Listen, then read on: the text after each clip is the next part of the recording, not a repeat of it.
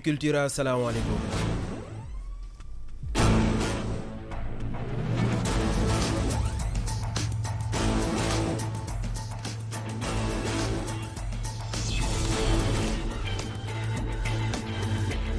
Midi Culture. li ci gën a fës bokk na ci kon ministre bi yore wàllum pétrole ak gaz bi jamono ji ñu yàddoo ngeen di teewlu moo ngay amalum ndaje ca Diamniadio fekk booba kon coowul pétrole bi ak gaz bi rapport bi ca IGE fesaloon président Macky Sall mësu caa jot ki ko xamle moo di directeur de cabinet bi la di Augustin Tine waa PDS di parti démocratique sénégalais nee na ànduñu benn yoon ci ñu àndale élection gox-goxaat yi ñu dëgmal Assane Ba bokk ci comité directeur bu PDS yokku ci ne kon parrainage bi moom faaw ñu daal di koy amalaat ay kàddoom ci biir Midi Culture drogue bi wéy di lëmbe réew mi Abdoulaye Daouda Diallo gis na ni moom faaw ñu daal di xoolaat frontières yi ak li dugg ci biir réew mi wàllum njàng ak njàngale candidat yi soobu nañ kon ci seen ñaareelu fanul examen baccalauréat bi démb nag nee nañ sujet yenu ca leen ca jox kon daal dinay abordable li mbokk ak leneen buñ ci noppee dinañ ci boole ne ni ponk ba ci biti réew tàggat yaram sooga dugg ci pàcc bi nu jagleele aada ak cosaan mu gën caa fës kon ma jooja ñing mi ni fàttaliku ni ki tey ba ci seedey kenn ci ay doomam di Adja Touré clip bu Ngaaka Blindé bi jur coow kaddu réalisateur ba di Dizi nataalub El Hadji Mansour Mbaye ak gan gi mooy buural Midi Culture ñu ñaanalante Daouda Gueye moo nekk ci machine bi. Midi Culture.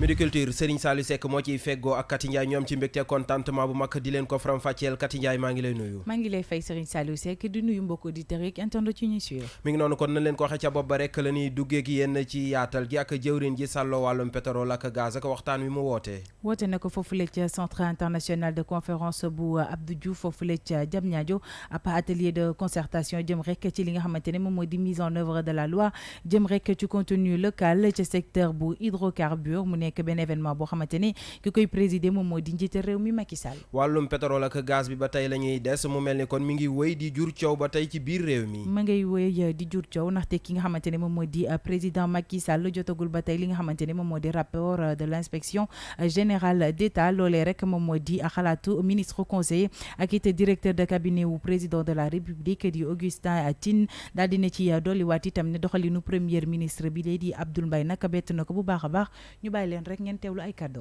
rapport IGE dafa am fu mu war a jaar te xam naa ni dinañ ci def l'enquête pour seet lan moo tax booba léegi donc rapport bi àggul ci président de la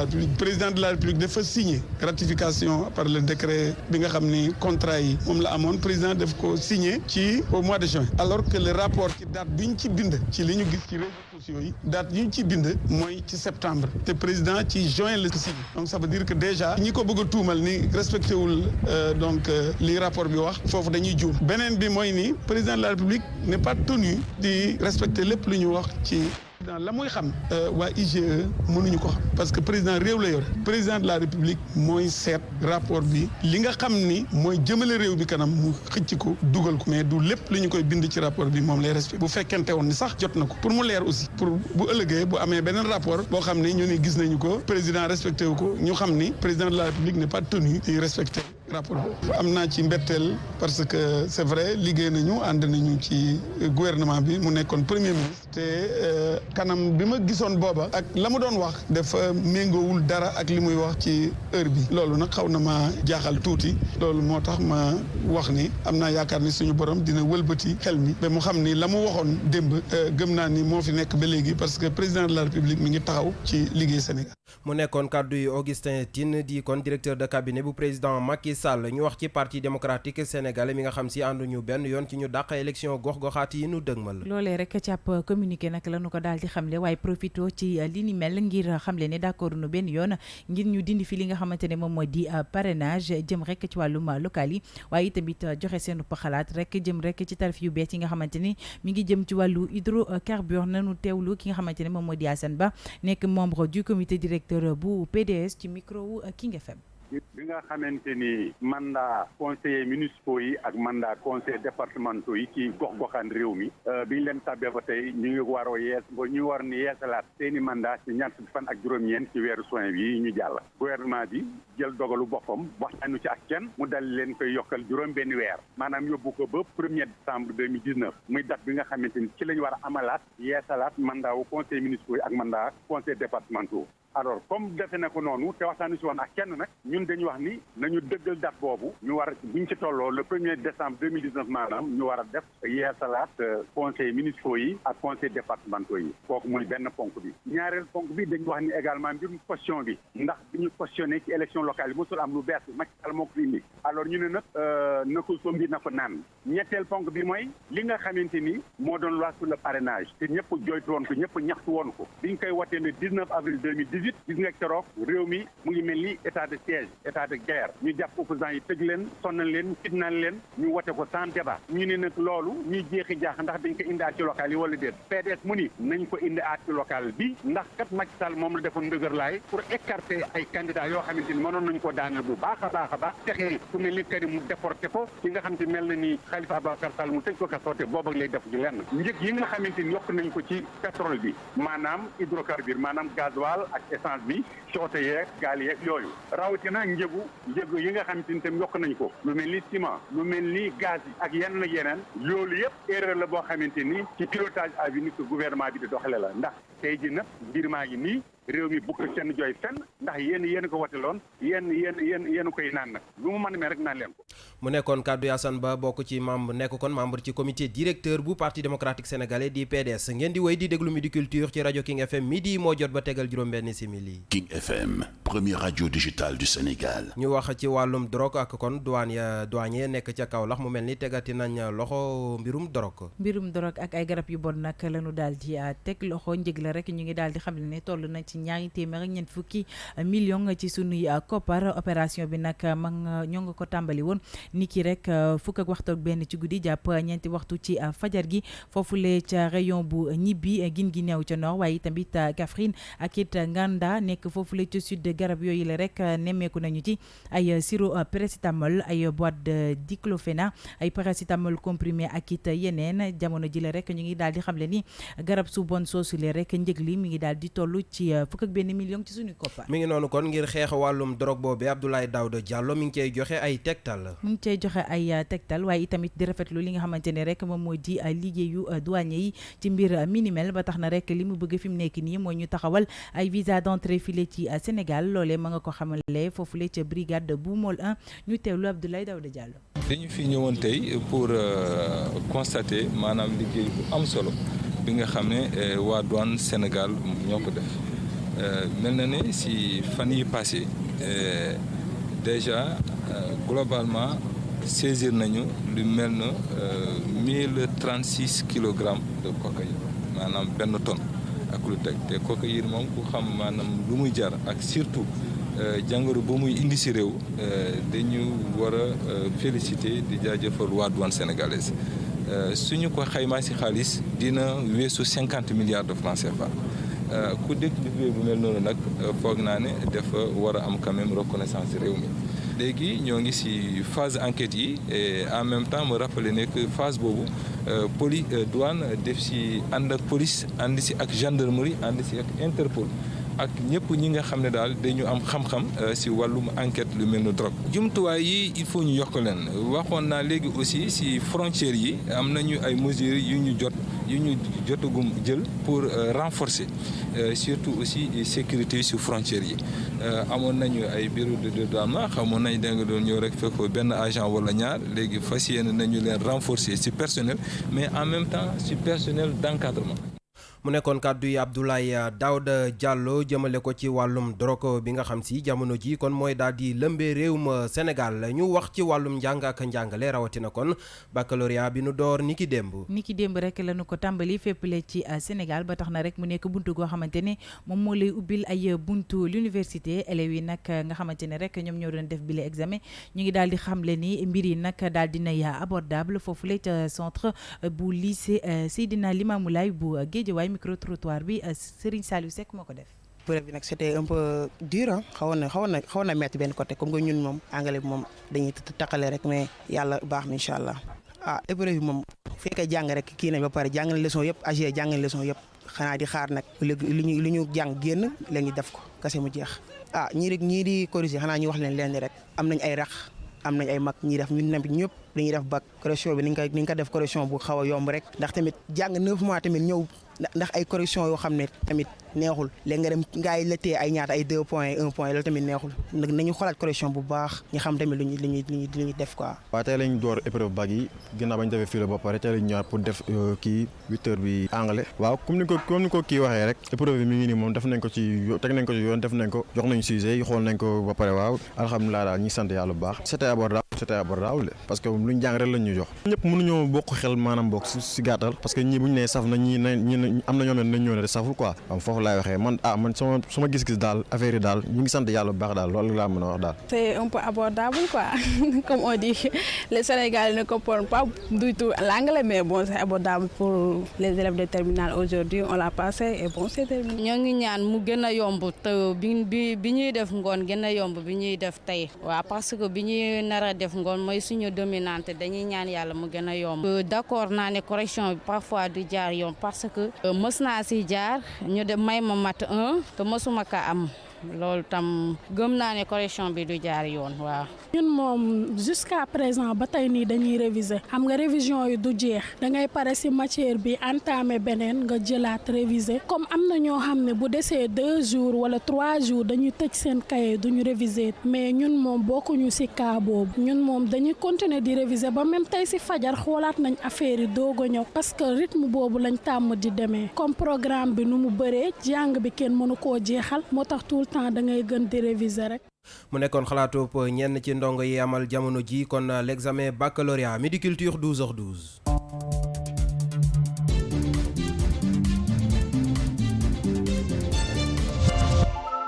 bàkk boobee kon xibaaru biti réew yi lay yëgle ak ñun ci studio bi Koumba Ba maa ngi lay nuyu. maa ngi lay fay bu baax Serigne Saliou nuyu naa Kati Ndiaye naka noonu auditeur yu King FM. maa ngi lay fay Koumba Ba ñu tàmbali ko foofu la ca Mali ab attaque gu bees daal dinay am ca village u Pël beneenuk cong kon boo xamante ni signalé nañ ko ca centre bu dëkk ba ay chasseur di ay rëbbkat ñoom ñoo dugg ci dimanche gi ci village yooyu di Bidi ak Sarang nga xam ne ay pël kon ñoom ñoo fay dund mu nekk ci benn commune bu ñu woowee Wenkoro ci cercle bu Bankas ay kilomètres rek dox digganteem ak frontière bu Burkina Faso bilan ba nag tollu ci 23 doomu aadama yu ñàkk seen bakkan li ci ëpp nag di ay jigéen ak ay tout tànk bu ñu sukkandikoo ci maire bu gox ba attaque ba nag mu ngi tàmbali ci boor yi 14h di tisbaar police ba nag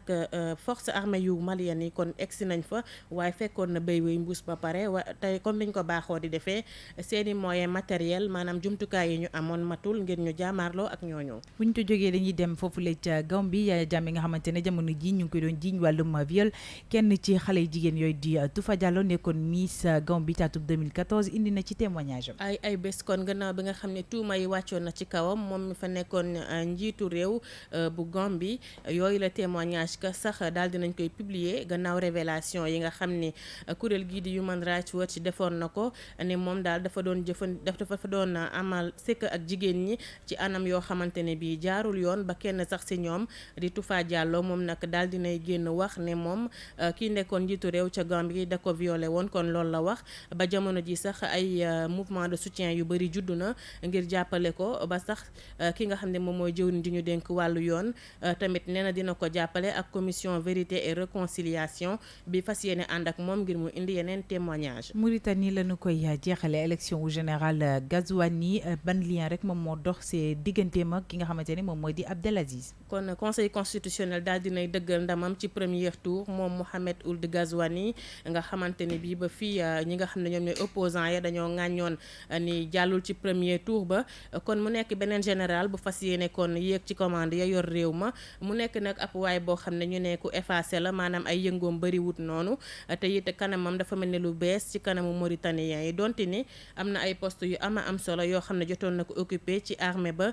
loolu mu ngi nekkoon ci jamonoy bi nga xam ne Mohamed Ould Abdelaziz moom moo nekkoon président ba mu nekk sax ab compagnon wam kenn nee nañ bu yàgg kenn xamul nag ñoom ñaar ban type de relation la ñu sekk ba fii looloo tax ba mauritanien yi fi mu ne nii tiit la ñu def ci kan moo nekk seen président bu yees ak ban xar kanam la leen nar a wan kon laaj yooyu ba tey jafe nañu indi ci ay tontukat yi fii tey la ñu yem ci xibaar yi ñeel bitim réew. ngërëm ñeel na la bu baax a baax Koumba Ba gannaaw faram fàcceek xibaaru biti réew yi tàggat yaram a ciy topp gannaaw bàkk bi lay doon. Tout de suite, le sport. Now, sports. xibaaru tàggat yaram yi pàcc bi nu duppee seen xibaaru Coupe d'Afrique la ñuy waxtaanee. li ci gën a fës nag moom mooy Sénégal mi qualifié wu ci 8e de finale ba ak it réaction Idrissa Gana Gueye boole ci tamit débriefing bi nga xamante ne kii di Ndofène Fall daal dina koy def ci victoire Sénégal mi nga xamante ne am nañu ko ca kaw Kenya 3-0 ci dara rubrique bi nag Papa Ma Jaxate sax moo ko def.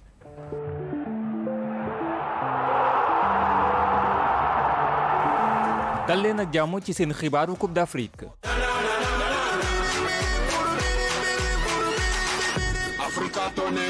phase de poule yi tey lañu koy jeexal ak groupe F ak groupe E ci groupe F bi Bénin dina tase ak Cameroun Guinée-Bissau di laale ak Ghana ci groupe E bi Mauritanie dina tase ak Tunisie Angola di jëflante ak équipe bu Mali démb groupe D beeg groupe C bi daan nañuy jeexal seen jongante Namibie dafa ñàkk diggam ak Côte d'Ivoire 4-1 Afrique du Sud Maroc daal di koy daan 1-0 ba tax Côte d'Ivoire ak Maroc ñoo daal di qualifié ci groupe C bi Algérie ak Sénégal ci benn score lañu daanee seen naataango yu Tanzanie ak Kenya ku ci nekk 3-0 nga daal di daan ba tax ñoom ñaar ñoo daal di qualifié. seen xibaaru Coupe d'Afrique. ginnaaw ndam li nga xam ne Sénégal am na ko démb Idrissa Gana Gueye daal na yëkkati ay kàddu ci jongante bi naka noonu nit match bi ñuy waajal ci 8e de finale yi seen digg ak Ouganda. waaw xamoon nañ ni tey du yomb parce que xamoon nañ dañuy taxaw di ñu xaar pour jouer en contre-attaque maintenant ñun jëm nañ def li ci war pour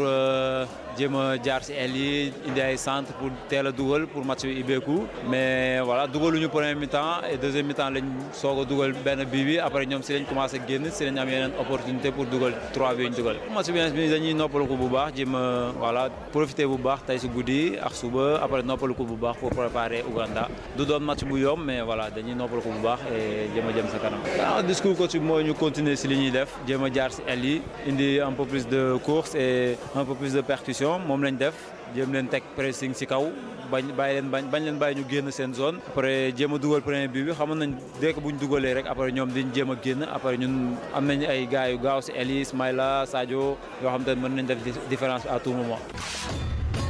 seen xibaaru Coupe d'Afrique di dalal tey Ndofène Fall nekk dirigeant ci club bu Jaraaf ñëwaat na ci jongante bu Sénégal bi ak li koy xaar ci li des ci compétition bi victoire bi nga xam ne Sénégal am na ko démb diggam ak Kenya ana ban jàngat nga ci def. bu dee ci match bi nag ci boppam wax dëgg yàlla liñ ci doon yaakaar gis nañ ko xamoon naa ni entraîneur u Kenya bi day wax rek waaye ñeewu la songu Sénégal yaakaaruma fii mu ne am na benn entraîneur boo xam ni dana ñëw songu ko parce que li ñu am ci kanam ak ci digg bi ak ci gannaaw gëwuma ni am na ñoo xam ne am nañ ko fii mu nekk ci Afrique looloo tax mu dem taxaw waaye taxawaay bi mënoon naa yàgg waaye wóoroon nañu ni bii bi dana mujj dugg def nañ ko première mi-temps boo xam ni wax dëgg yàlla Sénégal ko moom am ci ay occasion yu bëri ba am ci penalty raté ko waaye loolu taxul woon ñun ñu bokk ma woon ci ñu jaaxle moo tax biñ ñëwee deuxième mi-temps li ñu war a def ñu def ko yàlla may ñu Sadio Mané dugal deuxième but laajaat bal bi pour dóor troisième but kon nag bi mu laajaatee bal bi man dama ne wax dëgg yàlla dëgg neex yàlla ñun ñëpp sax xam naa ñaan nañu mu dugal ko ngir loolu moo doon gën ci moom xam nga nag xale boo xam ni soxla wala ñaax la mu dóor ko dugal ko muy troisième but bi ñu gañe leen 3-0 kon match boobu moom wóor na ma wóor a yàlla ni xaw ma fu Kenya di jaay ba ñuy sonnal ngir waajtaay bi. Sénégal war a daje Ouganda ci 8e de finale bi nan nga jàpp ne noonu lañu ko war a waajalee. yaakaaruma ni dana ci wàññi dara bi mu xamee ni arrière latéral gauche am dafa gaañu wagee nekk arrière latéral droit xëy na bu ñuy dem ñun di attaqué ji moom am na ci njariñ lool waaye Gassama ko dàq défense looloo tax xam naa mu indi ñaari laaf yi mu soppi leen waaye li ma doon ragal nag mooy mu topp ndiiraan mi ba soppi défense bi yëpp parce que am na ñu bëri ñoo xam ne dañ leen wax naan na génne Kouyaté te ak central dafa laaj déggoo kon yaakaar naa ni fi mu ne amul lenn loo xam ne war na koo soppi parce que xale yi xam nañu li leen di xaar xam nañu li ñu bëgg te xam nañu li ñu war a def pour yegg ca. compétition bi ba mu tàmbalee ak léegi Sénégal utilisé na 21 ci 23 jours yi mu yóbbaale loolu ndax jàpp nga ne lu positif la wala lu négatif la. parce que gis nga lu ñuy gën a avancé nag muy gën a téye muy gën a resserrer équipe am xam nga match yi buy door da ngay am loo jàppee day am loo xam ni situation moo la ko teg mooy mu ku mel ni Sadio premier match bi xam nga dafa amoon suspension mu war a dellu si ñu am ñaari blessé loolu situation moo koy tege bu fekkee nag amoo ñu ku mel ni par exemple Gana Gueye ak Ismaïla Sarr boo seetee bi ñuy dem match bi contre Algérie nawuñu fa waaye médicaux yi góorgóorlu nañu ba waajal leen ba ñu pare kon nag ñi nga yóbbu yëpp boo seetee ku mel ni Nigéria bi mu qualifié ba pare dafa jël équipe ba mu génn ko ci biti ku mel ni Algérie bi mu qualifié ba pare dafa jël équipe ba mu génn ko ci biti ñëpp xam nañ ni lu ñuy gën a avancé nag muy gën a métti looloo tax ma yaakaar ni football loolu ñëpp bu ko defee ku nekk nga xam ni yaa ngi ci waajal nañ la pour buñ la soxlaa rek nga mën a taxaw loolu baax na lool ci compétition bu demee ni nga xam ni weer lay duré. lii lañ leen indiloon ci seen xibaaru Coupe d'Afrique dig daje ëllëg ci beneen numéro. ngërëm ñeel na la bu baax a baax Pape Madiakhaté Sarr ñu jàll ci pàcc bi nu jagleele aada ak cosaan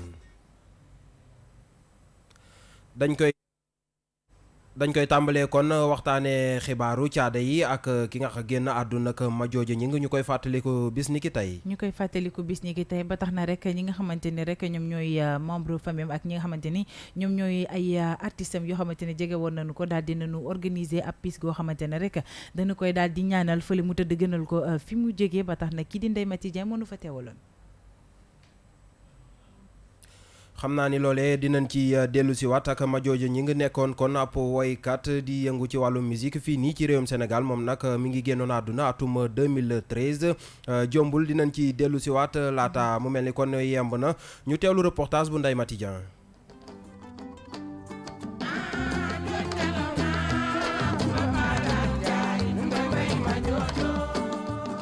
Mardi 2 juillet 2013 mardi 2 juillet 2019 juróom-benni at ak léegi bi waykat bu mag bi nekkoon ca théâtre national Daniel Sorano dëddoo àddina ak léegi Madiodio Gningue ay jege ñaaleem di ko fàttaliku Adja Touré doom la ci moom. Madiodio Gningue nag nit la koo xamante ne artiste la woon mère de famille la woon lépp la woon taalibe Sëriñ Bamba la woon yar nañu yar bu rafet liggéey na fi aussi liggéey bu rafet bi muy dund am na lu bëri lu ci feeñ mais bi mu wanee ginnaaw la nekk na bu rafet ak liggéeyam bu rafet gën a feeñ àdduna dama ne jigéen ju mel ni yombul parce que sama yaay daawul jëw Madiodio Gningue daawul wax bu ñaaw bañ na ba nit ñi dañ naan dafa ragal mais ragalul benn jour mu ne ma Adja ñëpp dañ naan dama ragal mu ne ma waaye ragaluma mu ne ma damaa jomb wax nit lu ñaaw loo xam ne ëllëg da koy fàttaliku fekk jubóo nañu mu may xool ma koy xool muy garder lu ñaaw loolu ci xolam. def na ci musique traditionnelle lu kenn mënul naa table bégal ay fansam ak ay way yu ci mel ni kuy def lu baax doom ju baax ni la war a mel fiiruma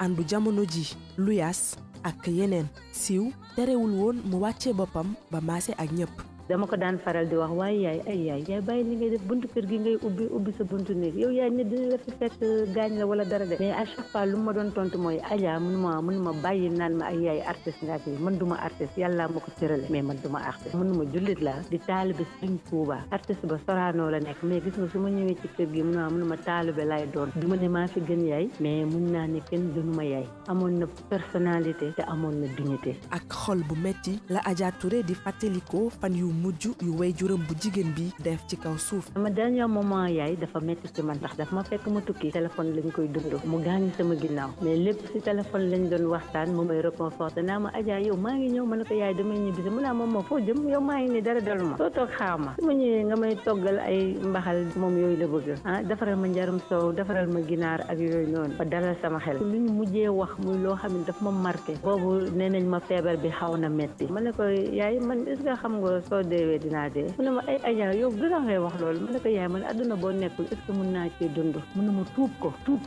ay Adja Touré bul waxate loolu coupé téléphone dafay delloo si rek ni lépp lu mu metti rek ñu borom rek mooy dogal. jëf ju baax ji mu bàyyi ginnaaw tax ba tey anniversaire u décembre képp kuy artiste dajee ci këram nga mu dëkkoon ngir defal ko ay ñaan ñu koy ñaanal suuf woyof ci kawam. amuñu lenn lu ñuy metti suñu yaay suñu toll dañ koy ñaanal.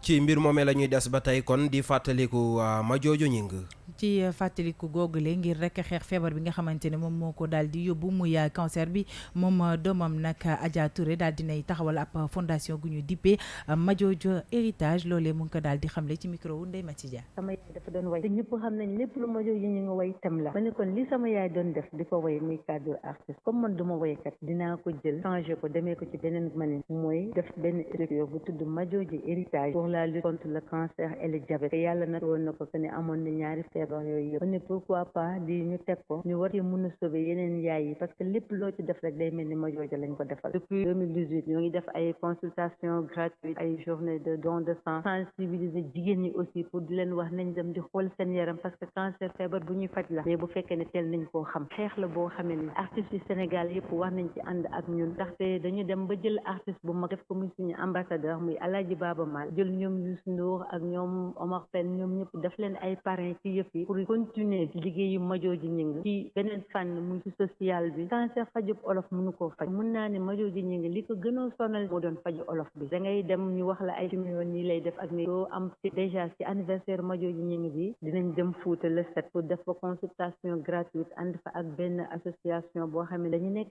ci dëkk bu ñu naan Dokki Dom bi nekk ci côté Goloré ànd ak doomu dëkk boobu ñoom ñëpp ñu àndandoo pour tabax fa poste de santé ñun ñu ànd ak ñoom pour dem def fa consultation gratuite maa ngi wax ñëpp ministère de la santé ak ñëpp ñu gën a farlu ci cancer bi parce que li muy yóbbu bëri na.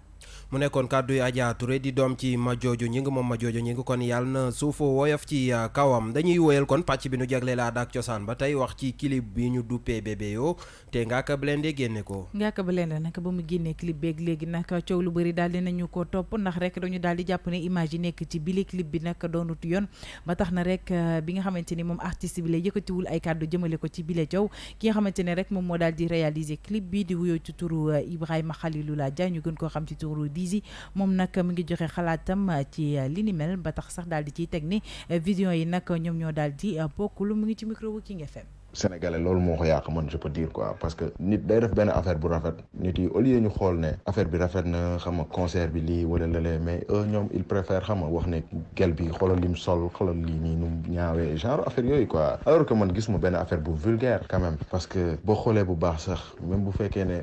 am na noo xam ne su ma ko waxee sax da ngeen di naan damay roy si américain yi alors que c'est pas le cas kaana yi ñoom dañuy def yenn vidéo yoo xamante ne nii soo xoolee ci vidéo yi c'est des vidéos à moins de 10 ans wala affaire yooyu te pourtant tu parles des bikini mais bikini c'est naturel da ngay dem plage gis ay nit yu sol bikini da ngay dem piscine gis ay nit yu sol bikini donc mu ngi noonu quoi man je pense pas que bon y a un truc vulgaire dedans wala dara parce que c'est juste un truc boo xamante ne nii bon c'est juste de l'art donc comme ni ma leen ko waxee loolu la quoi du leneen jubluwuñ ci lenn loo xamante ne nii lu ñaaw la wala loo xamante ne nii xam nga war na kii man moom franchement si c'était à refaire je vais le refaire quoi. nekkoon kàddu yi Ibrahima Khalilullah Dia ñu gën koo xam ci Dizi Midi Culture ñu jàll ci nataal bi. Le portrait du jour. tey ñu leen di gën a xam lekk El Hadji Mansour Mbaye mu nekk koo xamante ne rek daal dinay def nag lu exceptionnel jëm rek ci histoire u Sénégal ci bépp fan portrait wam nag kii di Oumou Hakim ma ko def. doxinam di wone image yu ndax dëgg baat bi waaye it kàddu yu rafet yamu cay génne tax ba ñëpp di ko bàyyi xel saa su àddoo parcours politique bu mucc ayib may ko ba amul frontière ci benn parti politique chef d'état yépp mu jot a liggéey ak ñoom sénégalais yi di fàttaliku bu baax émission bile di Sénégal démb mu ci doon ànd ak ay kàngam yu ci mel ni Samba Diabaré Samb Abdoulaye Nar Samb Amadou Ndiaye Samb ñu ci doon waxtaane li di taarixu Sénégal ci émission bu rëy bi tey nu bëgg réaliser muy émission bu mag lu ko waral ak lu tax mu jóg mooy demel teeñ lat sukaabi ngoone jéey mu gane ci àdduna ci atum 1927 ca Saint-Louis El Hadji Mansour Mbaye bokk ci askanu ngéwél ba noppi nag bokk ci ñi di xam ne ci dëgg-dëgg li leen gën a saf mooy la Sénégal nation bi. ba mu amee fukki at ñu dénk ko Serigne Mansour Sy mu tàggat ko ci alxuraan gannaaw loolee mu dem Thiès foofee la amee lii di certificat d'études primaires loolee bokkoon ci ay lijaasa yu gën a kawe ca jamono yooyee turandoom dénk ko ki di Lamine Gueye mu tàmbalee liggéey ca mairie de Dakar foofee la xamante ak Amadou Babacar Sarr Chopard kookee moo ko tàggat ci politique 1958 Amadou Babacar Sarr ñu fal ko ministre du travail El Hadji Mansour Mbaye nekk fa attaché de cabinet xarañte waaye it respecté liggéeyam tax ba ñamu doon liggéeyal ñëpp naw ko Madiaga Fatim Ngoné di symboliser lii di taarixu réew mi te it di participer bu baax ci liy ñoŋal tarixa yi fii ci Sénégal mag ak ndaw ñëpp sopp ko lool te di ko ñaanal gudd fan.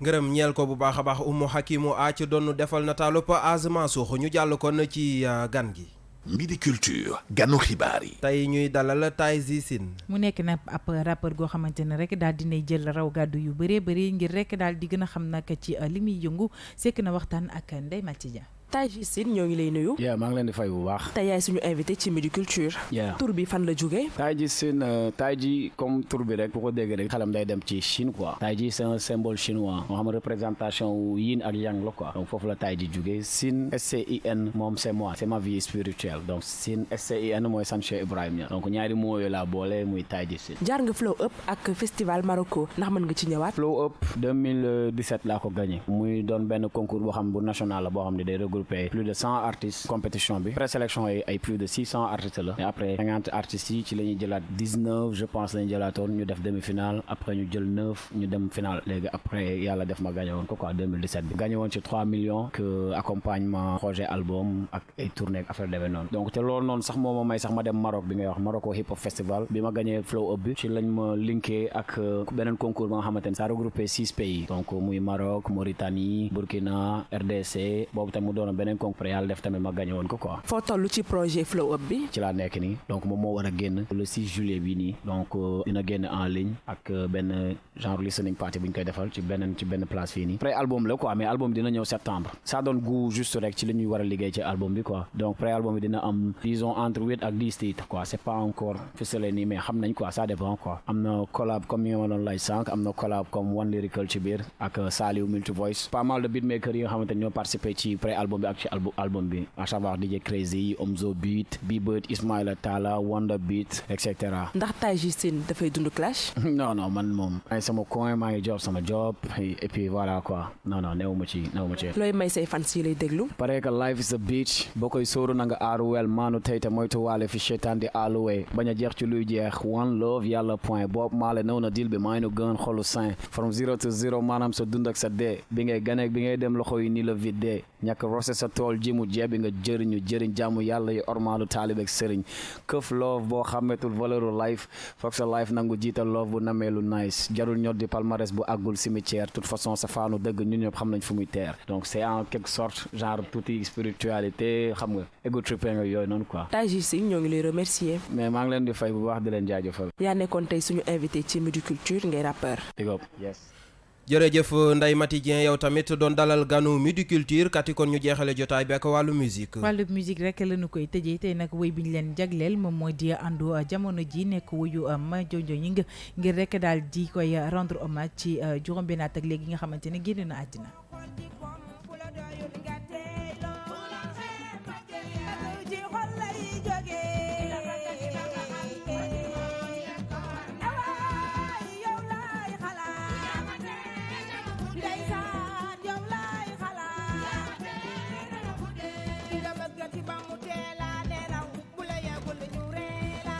foofee la ñuy yam mbokk yi ak yéen ci Midi Culture yamoo itam ak li nu cërale woon ci waxtu jeex di la jaajëfal bu baax a baax Kati Ndiaye. maa ngi lay jaajëfal bu baax yow it Serigne Saliou Seck di jaajëfal mbokk auditeurs yi internet yi ñu doon suivre di leen jox dig daje suba incha allah ci Midi Culture. di jaajëfal bu baax a baax Daouda Gueye mi nekkoon kon ci machine bi production Kader Lo ak Dominique digital Yacine Pouy léegi kon DJ Cool mooy ñëw woyal King Feeling lu mooy looloo te maa ngi jaajëfal képp ku jàpp ci réalisation Midi Culture ba